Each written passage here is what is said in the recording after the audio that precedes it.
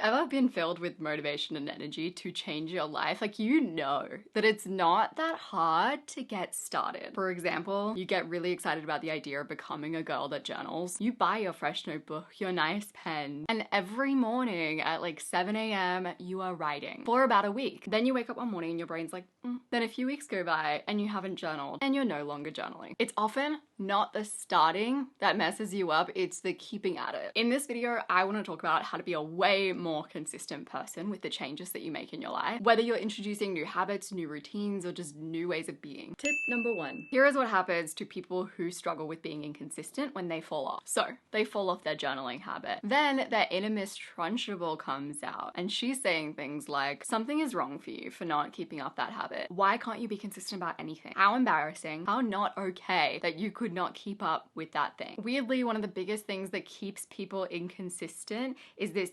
ingrained self-bullying habit. That the people who are more consistent, they may have that voice, right? But they know how to deal with it better. They don't take it so seriously, they have strategies to manage it, versus inconsistent people who just straight up believe it. Whether you've gradually stopped exercising or keeping your space tidy, if you have a lot of shame that exists around being inconsistent, being consistent and bouncing back is going to be way harder, because the more shame you have around falling off track, the longer it will take you to bounce back. Oof, that was not an intentional rhyme, but I hope we loved it. I'm going to share with you 3 tools that you can start using whenever you notice that shame arise, and keep in mind you have to be consistent about using these because you are rewiring to be a more consistent person. So, you fall off track. Here's one thing that you can do. Visualize the millions of people in the world who have also had the experience of falling off track, of slipping into bad behaviors or falling off their routines. Shame thrives on you thinking that you are the exception, but you aren't. Falling off happens to everyone. It happens to me. It happens to the Shameless podcast host. It happens to Ice Spice. It happens to Oprah. You're not alone in this experience. Idea number 2. Shame thrives in secrecy, silence, and judgment. Speak your shame. Ask the most non-judgmental and loving person that you know to be your supportive cheerleader whenever you fall off track. Their role is to normalize falling off track, to not make a fuss out of it, to not judge you for it, and to support you as you get back on track. Number 3, you know those posters that you can get? They have little boxes that show your life in weeks. Picture that in your mind and picture how small your falling off is on that way bigger picture. Things always seem like a huge deal until you zoom out, and this is a good like visual way to do it. You could even buy one of those posters. And number 4, in a book that I read about optimism, the author talks about how statistically happier people are more likely to blame the negative things that happen in their life on other people or their circumstances. And I know what you're thinking, because immediately when I read that, I was like, well, I don't want to be an optimistic person. I don't want to be blaming other people. I don't want to be blaming my circumstances. I want to take responsibility. But I would argue that if you're someone who struggles to be consistent, you have a little too much self-blame. And you're blaming your failures on who you are as a person. That is not helpful, it's not healthy. So the next shame-busting exercise before we talk about some other ways to be more consistent is share the blame around. Don't let go of responsibility, but share the blame around. Maybe it's a hard time of year to start a new habit. Maybe you went in and tried to do too much. Maybe your living environment is not great. There's always more than one reason why you've fallen off. Name those reasons. These shame-busting exercises are so important in becoming a more consistent person that I'd argue if you just did those consistently for a year, anytime you fell off any kind of habit or behavior that you were trying to build, you would become a naturally more consistent person. There are of course other things that you can do, and we will talk about those,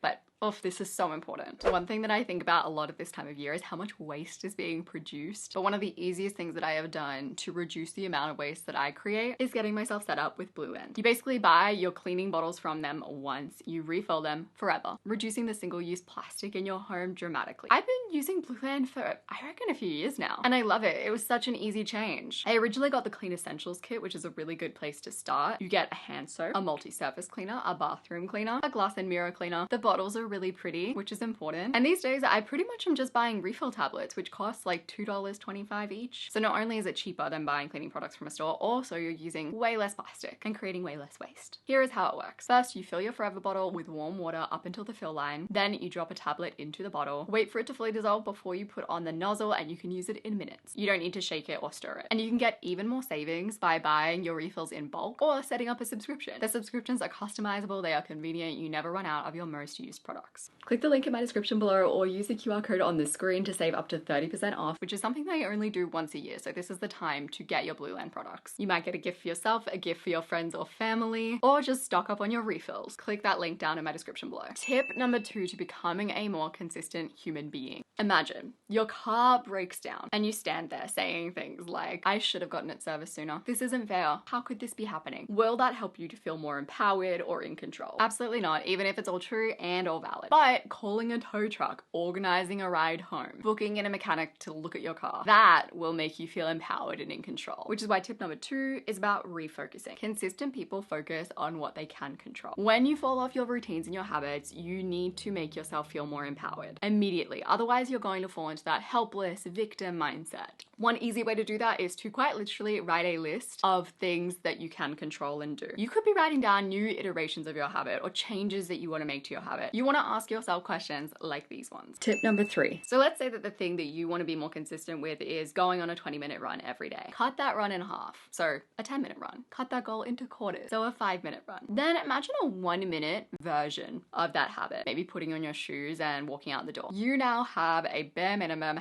habit menu. If you're having an awfully busy, crappy day, you go to your 1-minute habit. That's all that you commit to. If you are having a great day filled with momentum and motivation, you go to your 20-minute habit. So this is a bit less about reacting to your slip-ups, which is important, and it's more about making your slip-ups happen less. I've suggested this a lot, but I think one reason people suck at this idea is that they're not actually willing to do the 1-minute habit. It could be that you don't think that your 1-minute habit is helpful to do, so you're like, why do it? Or you're still in that shamey mindset where you're like, well, it's just not good enough for me to do only 1 minute. So you just don't do anything. So make your 1-minute habit feel like, oh, that's worth doing. Like tweak it in your mind until you really get a sense of, like, I can understand why that's worth my time. And if you go to use your 1-minute habit, use that timeline shame buster, like really zoom out and be like, this is literally 1 day in 365. Me using this is not a big deal on my longer timeline. Tip number 4. So I was recently reading this book about a woman who recovered from stuttering. She was at the point where she couldn't talk to anyone. She couldn't get a job. It was hard to build relationships. It was really, really hard for her to manage doing life. Nowadays, she's pretty much stutter free. And the way that she did it was purely by noticing without judgment. So instead of intentionally practicing all these speech practices and like managing her voice and thinking about how she spoke, which is a lot of the recommendations when it comes to a stutter, she spent just 3 months deeply observing herself in any circumstances where she stuttered or she felt like stuttering or she thought about stuttering or stuttering just came up in her mind. She contemplated all the beliefs that came up when she stuttered, the feelings that appeared in her body and what they meant. When she noticed these barriers in her mind, she wasn't judging them. She was just like poking and prodding them with interest, right? Literally observing like a curious scientist might. In her own words, the only way I was able to get rid of my blocks were by observing them. Only careful observations